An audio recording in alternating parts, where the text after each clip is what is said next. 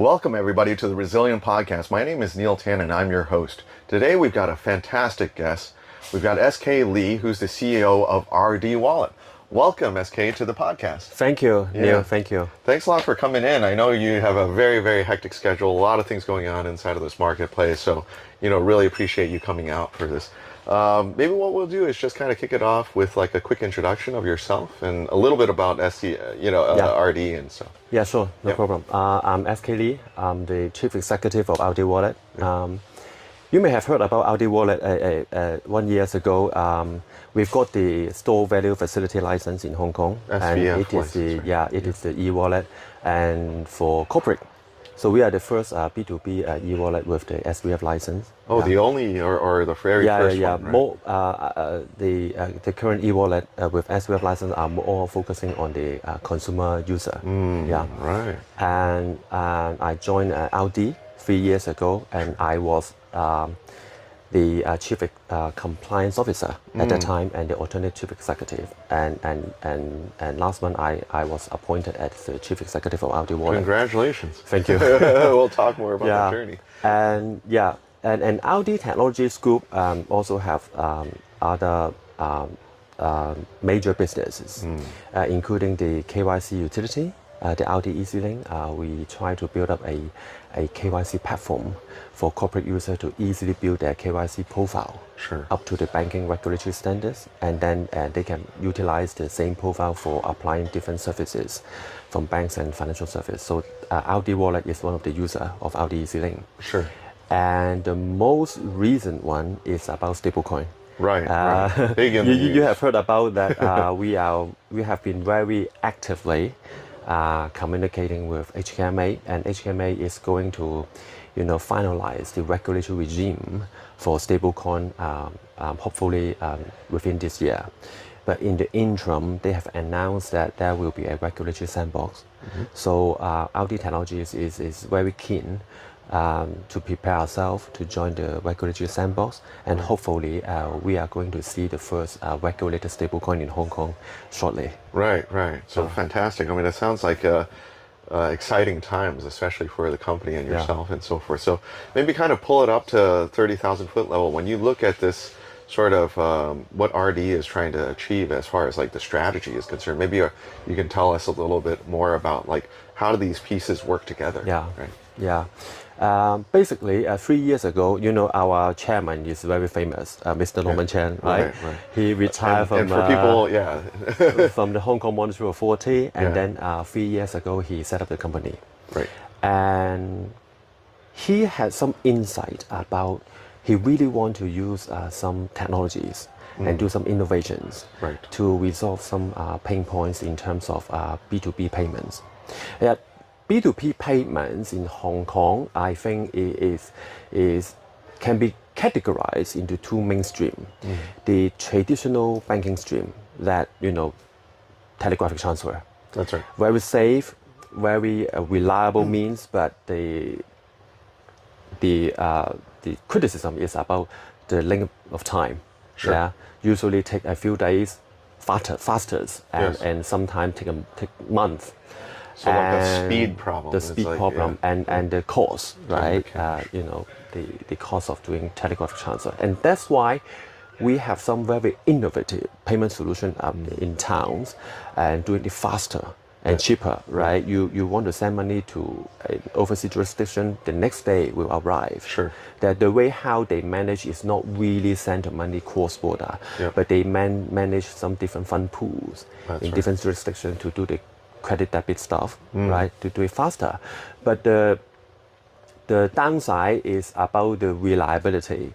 Sometimes the money may not really reach the destination because of some hiccups happening in their bank's account. Well, I'm an AML guy. I can share with you some very obvious example is that if the money pool involves some kind of suspicious activity or money, then very likely the whole account will be frozen temporarily. So that will affect their operation. So that's why, from a corporate perspective, if you want to send a larger amount of money, you may prefer to use the banking channel, which is safer, Right. and you have a higher level of confidence. But in retail size, if you are sending or small to medium sized corporate, if you want to send some money with lesser amount, you may be attracted by these kind of innovative payment solutions. But what we are doing, what we try to do is do the middle. Right? We've got the SVF license. That means we are regulated as a bank, just like a bank by HKMA, right?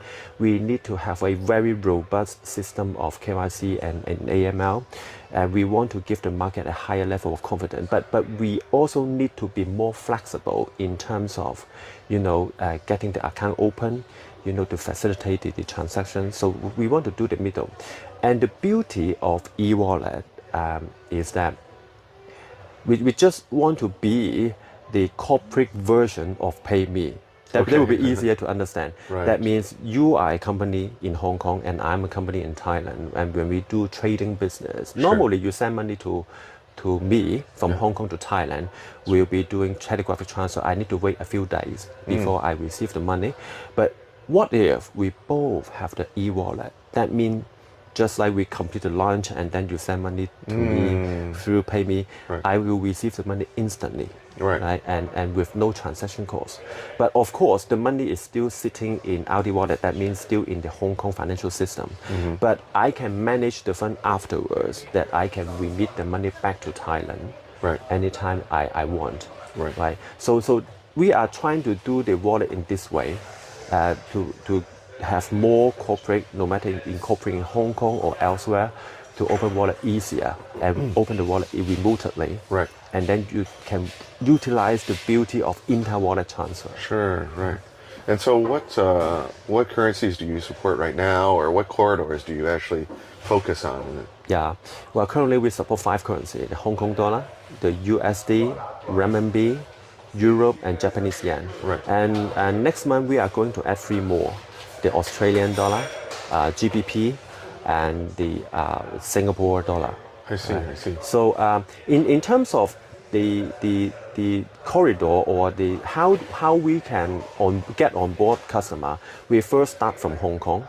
But Hong Kong is not only an international financial center, but also a trading hub. Right. That means a lot of companies are doing business in Hong Kong, and they need to process some payment around the world with their counterparties. So we want to introduce our wallet to them. Sure. And then when they consider the inter-wallet transfer is something new that is good for them, they can refer their trading partner who may need a e-wallet in Hong Kong to come to us and open an account to facilitate the inter-wallet transfer. Right.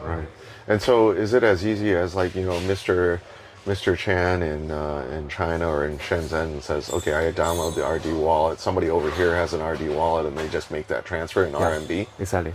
Just simple as that. Yeah. Right. So there's no sort of like exchange or anything like that. It's just like it's mark to market as far as the conversions and all those different things. They can do the FX within the wallet. Right. Where we offer quite competitive rates. Okay. Yeah. So, but it is very convenient. They receive for example, they can also receive some telegraphic transfer, inward transfer, to their RD wallet in foreign currency. And they currency. The 5 currency. Yep. We support the 5 currency. Right. And then they can easily convert them into Hong Kong dollar or other currency we support. Sure. Yeah. And then they can do other payment. Right. And what's the max value for this type of SVF license? Like, what is the max value that they can transfer? That depends on a customer case-by-case basis. Oh, I see. First of all, if you open an RD wallet, right, we apply the first wallet limit of 1 million Hong Kong dollar. But 1 million Hong Kong dollar is a bit low in terms of corporate user. Sure. But we can easily uplift your limit according to your financials. Right. That means on a case-by-case basis, you just show us your financial, and we can uplift the limit up to your need. So it's unlimited. It could go to 10 mil or 100 mil or whatever the number that all depends on your financial. Interesting. Right. Very cool. Yeah. And the critical advantage of using this type of wallet is the speed, is the cost, is the accessibility, the ease of use, right? I mean, those are like all the big pluses, right? Yeah. Right. And now, ultimately, I think, if we look at this area outside of that, of course, RD itself has other properties. Like you were talking about the different KYC products, and maybe talk a little bit about the other parts of it as well. Yeah. Well, actually, the first project we complete is the KYC platform. Sure. We call it a corporate KYC utility. Yep. The whole idea is, of course, to fulfill the prevailing regulatory KYC standard, right, for corporate. You know, the corporate KYC is particularly complicated compared with individual. And the whole idea is to facilitate a corporate to build their KYC profile once. Yes. And then we verify the information, and then the ownership of that profile belongs to the corporate. That means that corporate will have full authority to share its verified profile with any financial institution connected with us. Right. That means LD Wallet currently is using the LD EasyLink verification of corporate profile. And we have some other financial institution partnering with us, connected with us, that the corporate user can share their profile with them when applying their services or open account as well. And that is the onboarding part. Right. But the advantages of KYC utility is also about ongoing maintenance. Yes. That means a corporate may have information changes from time to time. It is not that static compared with individual. A corporate may have appoint new director or change in shareholder. Whenever this kind of changes, we simply update the profile, and then it will trigger the verification process behind the scene, and we will verify whether the changes are correct. And then by completing the verification, that profile will have a new timestamp, a new version. Right. That new version will be synchronized across all connected financial institutions. Right. That helps us a lot in terms of keeping KYC information up to date, right, and also complete the verification. That is the KYC platform that we right, call the LD EasyLink. Right. And we completed LD EasyLink. So is that is there a DLT sort of solution set in there that kind of, because you're mirroring it in all these different locations? Not yet. Yep. in that distributed ledger or blockchain way of doing. We are Sure. still doing that from more centralized Sure. way. But in future, we will absolutely consider whether it is the best solution to facilitate all more user in future. But that currently it is a centralized version. The LD EasyLink, the KYC profile, and then we've got the license in LD Wallet.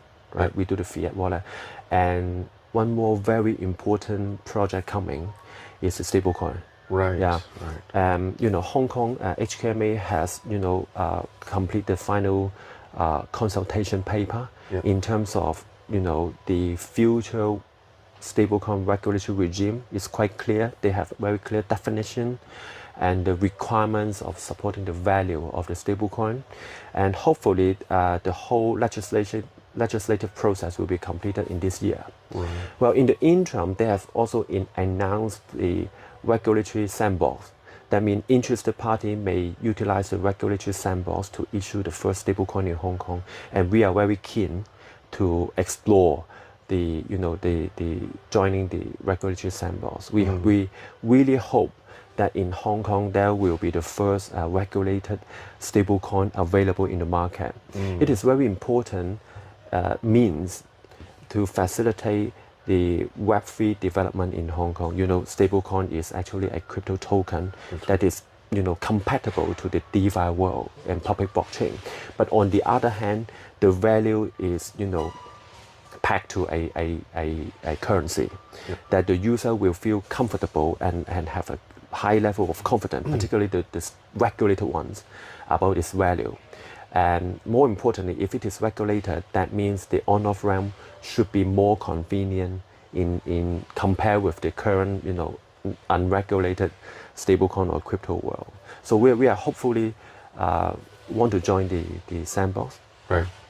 Join the sandbox, also apply for the license, and then actually deploy. Yeah. Later on, we also like apply for the license. Yeah, absolutely. Yeah. So that's great. I mean, maybe kind of switching gears a little bit, maybe talking a little bit about yourself. Like, your journey has been very interesting because you actually started out like HKMA, spent a ton of time like in the regulated space, and then kind of transitioned into more of a commercial roles and things like that. Maybe talk a little bit about how you got to the CEO position. I mean, like, yeah, it's fantastic. Yeah. I start my career in HKMA.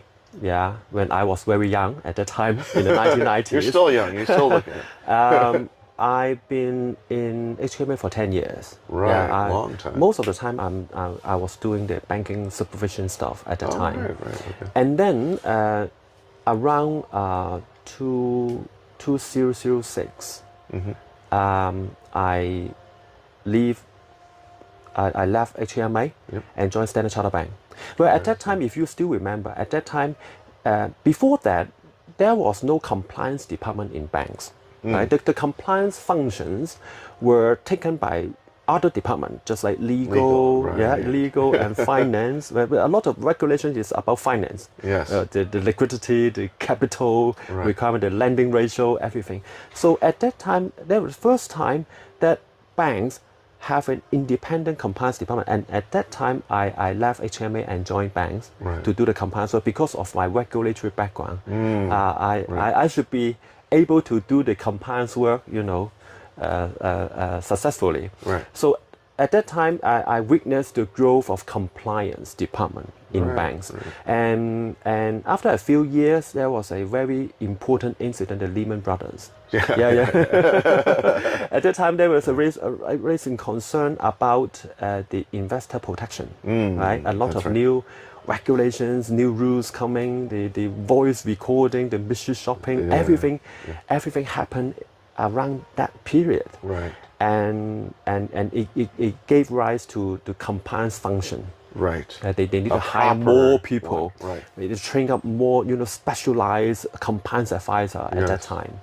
And then a few years later, another very important thing happened is the AML stuff. Almost all global banking groups were penalized before, right? And the penalty is huge amount, right?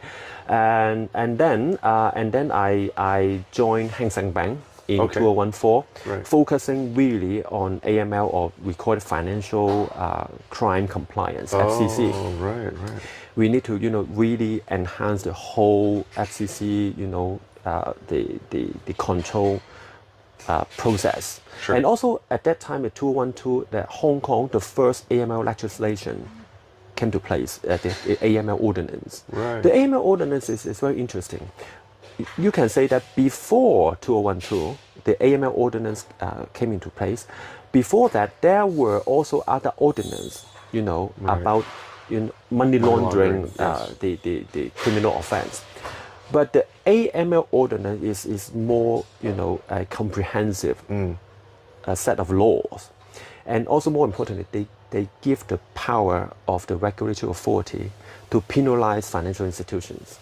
That means after 2012, there were quite many cases of banks being penalized by HKMA about the failure in terms of doing KYC or AML. Right? Well, in the past, there were failures as well, but the failures will be presented in an on-site examination report. Whenever the HKMA come to banks to do on-site examination report, they identify some deficiency, they will issue a report to you and ask the management to rectify and do some enhancement without penalty, right? But after the law, after the power given to HKMA, they will come together with penalty. That is very realistic. So banks will be more, willing to spend willing to enhance the overall AML internal control mechanism. So that was the time I was doing AML.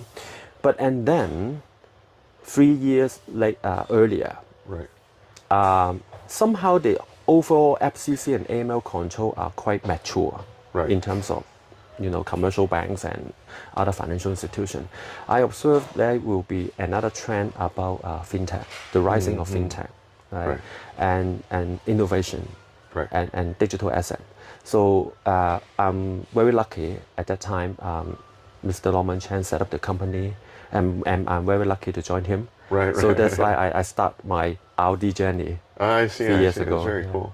Yeah, I mean, you come in from all the regulatory compliance fees. I mean, arguably you were actually in legal at the very beginning because there was no specific department on RNC.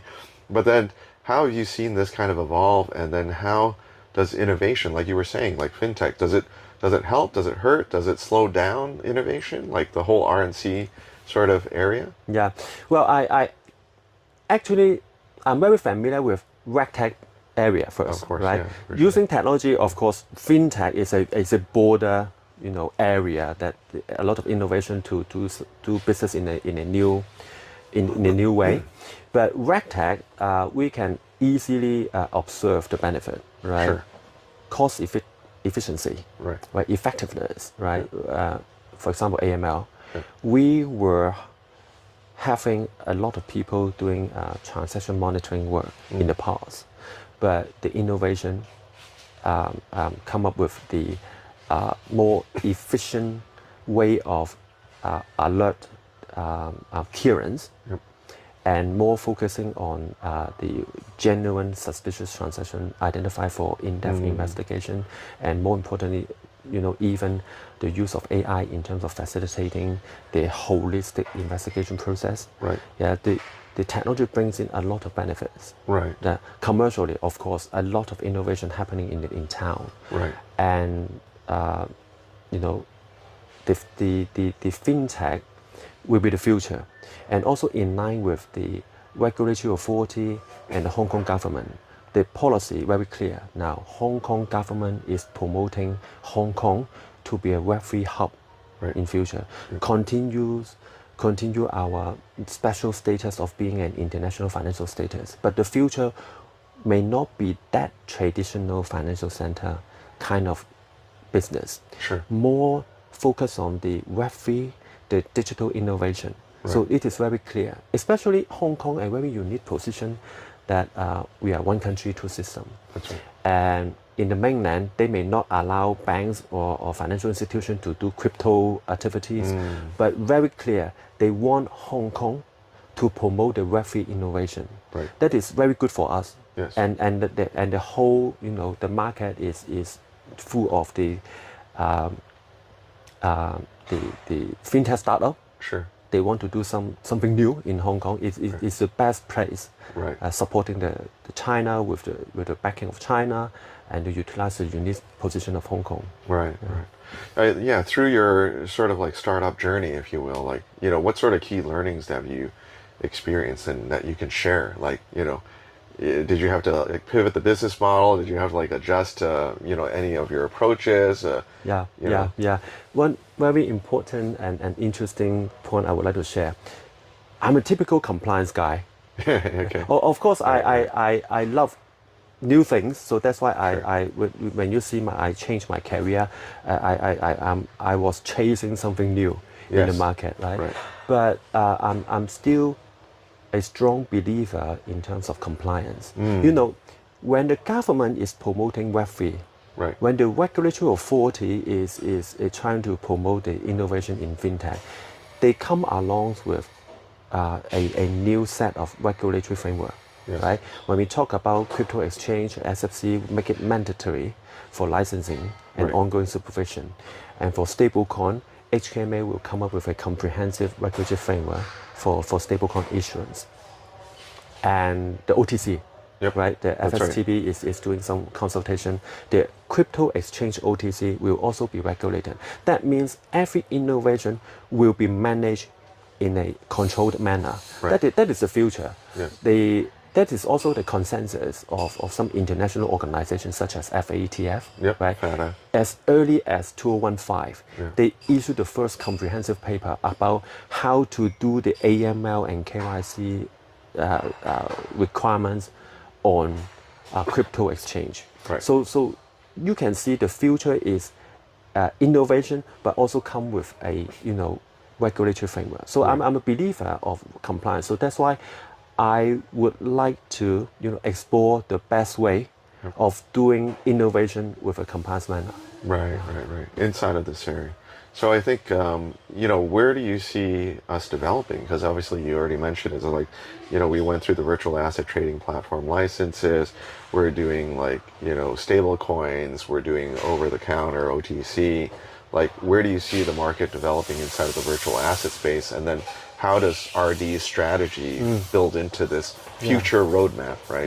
Where you There guys- will be a lot of innovation happening, right? Because the regime just set up, and then from the investment perspective, there are a lot of innovation pending. Tokenization, a lot of linkage between DeFi and crypto. You have the ETF, right? So a lot of things happening.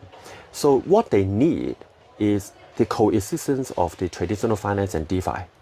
They really need the on-off-ramp capabilities. They really need to connect between them, right?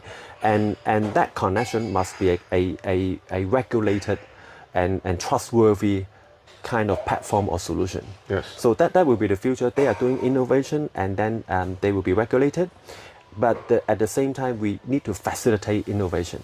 That's right. Right. So that happened in investment, and for payment side, there are a lot of innovative market players are already facilitating cross-border transfer by utilizing stablecoin. Of course, the stablecoin available in the market is USDT, USDC. Right. Those are not really regulated ones, but they are very very convenient. They can make use of them. But in future, there will be a shift to the regulated stablecoin because the user will feel more comfortable and have a higher level of confidence toward the value and the convenience, how they can use that, and the way how bank and other financial institutions will be willing to accept some on-off-ramp payments. Sure, right. Understand. And so how does, what's your view as far as like the relationship between, of course the fiat, you've got the stable coins, you've also got the CBDCs that are coming out. I mean, how do these all kind of play together? Yeah. Well, we are very supportive for the CBDC project in Hong Kong. Yeah, the HKMA is very keen to driving them. That will be the future of the evolution of fiat. Right? They will bring a lot of benefit in terms of saving the middleman or transaction costs in future. But the key difference currently we see is that stablecoin is a cryptocurrency. They are compatible to public blockchain. That means you have the stablecoin token, you can use that directly in DeFi world to do some activities in the DeFi world. And then you can easily convert them into fiat and deposit back to your account. But CBDC is more like a new way of facilitating fiat payment. As you can see in the phase 1 report issued by HKMA, there were a lot of innovation. Yes. What we can see is a faster and cheaper the processing time. Sure. Yeah. Right. And so roadmap, let's say, where's Hong Kong in 5 years, I guess, in terms of the virtual asset? I mean, do we achieve that sort of global virtual asset hub status, or what's your view? Yeah, we strongly believe the coexistence of Web3 and Web2 and traditional finance and DeFi in the near future. Yeah. The Web3 will not completely replace Web2, and the DeFi will not completely replace traditional finance.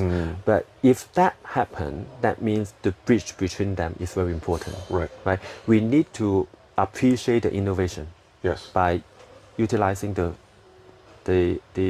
blockchain technology, smart contract, and tokenization happening in DeFi, and we also need to support the traditional finance, how they can connect with DeFi. It will take time, but that will happen faster than before, because of the HKMA and the regulatory authority are also encouraging innovation. Yes. And it is also the government policy for making Hong Kong to be a virtual asset and Web3 center. Yeah. How about the tokenization part? I mean, there's all this talk about tokenization, real world assets. I mean, where do you see this kind of market developing? Yeah, it all depends on the demand and supply, and how I think that the key regulator in Hong Kong should be the SFC. SFC. The tokenization of real world asset or other asset will be very likely fall under the definition of a collective investment scheme. Okay. So they will apply the investor protection kind of rules about risk disclosures and suitability assessment, but it's just the format change. But if that happens, that will make it easier for investor to subscribe. Hopefully, right? And what we want to support is the on-off-ramp side. Yes. Right. What media they want to settle. the transaction. It could be the future EHKD, the CBDC. There was a use case in phase 1 report, but it can also be the regulated stablecoin. So what we are trying to do is to facilitate the promotion of tokenization, to make it more, make it more common, make it available to more investors in future. Right. And then, last but not least, we're talking about the ETF, right? What's your take on, I guess that's a major move for Hong Kong to take that type of leadership role, especially, doing both Bitcoin and also Ethereum. Yeah. I think a lot of people and my friend have been, looking for some regulated or ETF of Bitcoin or Ethereum in the past, because somehow, if you want to buy Bitcoin directly, it's not that easy in the past, right? Or you may not have a very high level of confidence that before the license virtual exchange in Hong Kong. In the past, what we do is to download an app and risk our money to buy them, and somehow there was very high transaction costs. Yes. But ETF is a mean make it more available to the general public, to more investor. They can very easy, just like buying stock. Yes. Right? They can enjoy the appreciation of value of the ETF, crypto ETF. Right. Of course, they need to have a very clear understanding of what it is, and the risk involved. But the way people can have easy access to them is really good in the market. Right. SK, it's been great having you on the show. I mean, obviously, congratulations on the new role. Thank you. And of course, pushing forward into all these new areas and new territory. Keep us posted on any new developments. Sure. But, of course, stablecoin is around the corner. So, hopefully things kind of work out and everything like that. So, thank you so much. Thank you. Appreciate it. Thank you, Neil. Thank you. Thank you.